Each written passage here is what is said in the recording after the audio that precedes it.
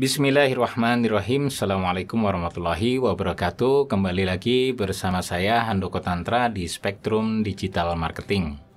Nah, di video kali ini saya akan membahas tentang 10 perubahan ya yang saya prediksi ya akan terjadi pada gaya hidup kaum milenial setelah COVID, bahkan pada masa pandemi COVID-19 ini. Ya, itu sangat mempengaruhi kehidupan kaum milenial ya, gaya hidup mereka khususnya. Nah, mau tahu apa aja 10 poin ini yang saya prediksi akan mengubah mereka dan akan menjadi kebiasaan baru di yang namanya new normal ini atau kenormalan baru ini. Oke, untuk itu ikuti terus video ini ya. Tapi sebelumnya ada yang mau lewat dulu.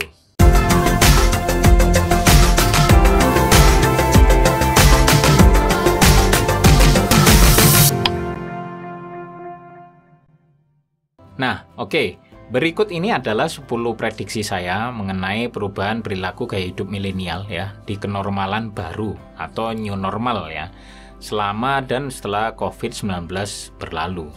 Yang pertama adalah the fall of mobility, the rise of stay at home ya.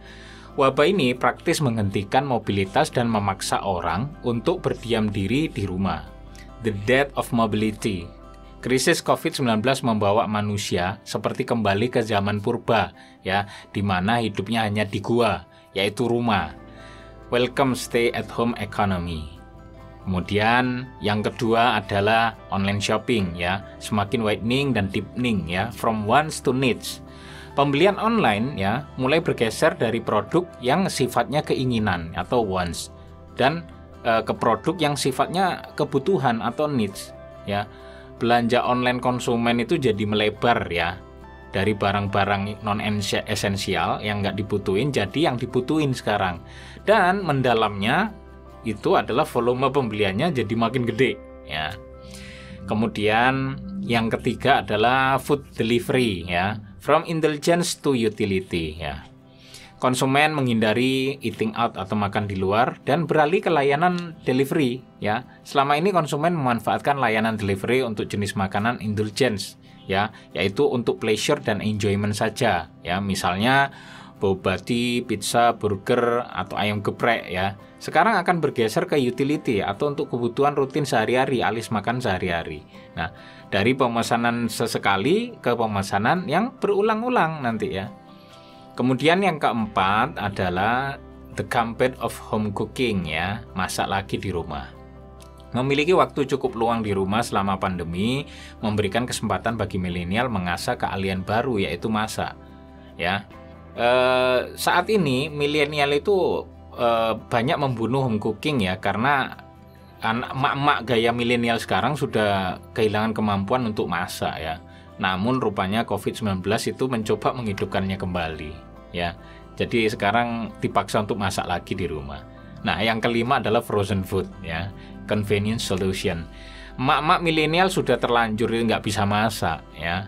Walaupun stay at home menjadi momentum comebacknya kebiasaan memasak di rumah ya, namun gaya memasak milenial udah berbeda dengan generasi sebelumnya, nggak mau repot ya. Mereka lebih suka masak yang simple dan convenient ya, males lah yang ribet-ribet. Nah, frozen food itu menjadi solusi ya. Tuh. Kemudian yang keenam adalah going omni ya, omni channel ya. Dengan matangnya online shop akibat COVID-19, maka brand-brand besar menengah kecil mulai hadir dengan platform omni channelnya sendiri baik via website atau e-commerce. Dan tentu melalui channel-channel offline ya. Nah, mereka ini tak bisa lagi mengandalkan marketplace besar yang sudah ada. Ingat, customer data is the new gold. Kemudian yang ketujuh adalah model subscription atau model berlangganan. Ya, COVID-19 memaksa konsumen membeli dan mengkonsumsi secara semuanya serba online. Belanja grocery, ya, menikmati film atau musik, ya, membeli makanan, bekerja, belajar, bermain games, berolahraga, yoga, hingga sekarang kelas online pun udah ada. Tak hanya belanja online itu dilakukan secara rutin tiap hari atau berkala tiap minggunya ya. tapi juga karena kebutuhannya itu akan menjadi rutin dan terus-menerus. Nah, model pembelian berlangganan akan lebih cocok dan efisien buat mereka. Nah, sekarang bisnis model Anda tentukan apa yang mau dibikin untuk berlangganan. Kemudian yang ke-8 adalah TV Strikes Back, ya, itu. Nah, milenial itu sebenarnya sudah membunuh televisi dengan adanya internet, ya. Tapi COVID-19 itu telah menghidupkannya kembali, khususnya apa? Smart TV, ya. TV memiliki keunggulan dasar yang tak mungkin dimiliki smartphone, yaitu layar besar yang ramah dilihat. Karena itu, memasuki era the death of mobility akibat social distancing, TV menemukan momentumnya kembali, ya. Kemudian yang ke-9 adalah DIY atau self-care at home. Nah, ketika konsumen sudah terbiasa dengan stay at home, maka mereka mulai mencoba berbagai hal baru yang menyenangkan. Salah satunya melakukan self-care atau peremajaan diri seperti facial, manicure pedicure, spa, dan lain sebagainya. Maka tren do it yourself ini menjadi kenormalan baru dan pembelian produk-produk self-care secara otomatis juga mengalami kenaikan. Kemudian yang ke-10, ini yang udah tren nih, zoomable workplace at home. Nah, ini lagi tren, juga di aplikasi juga paling banyak nih sekarang.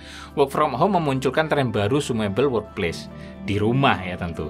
Kalau sebelumnya populer dengan istilah Instagramable, maka kini ada istilah tempat kerja di rumah yang zoomable. Nah, tren ini dipicu oleh popularitas aplikasi Zoom untuk meeting virtual. Mendekorasi ruang kerja yang eye-catching sebagai background meeting, ya. Misal IKEA atau Informa bakal ramai pembeli. Nah, tanpa disadari hal ini telah menjadi kebutuhan pokok loh. Oke, itu 10 prediksi perubahan gaya hidup milenial sekarang dan ke depannya, ya. Permasalahan itu benar atau tidaknya nanti kita tunggu saja. Oke, itu ya teman-teman. Semoga bisa banyak menambah wawasan buat teman-teman, terutama menyesuaikan dengan bisnisnya di selama masa pandemi dan terutama nanti setelah masa pandemi mau diarahkan kemana.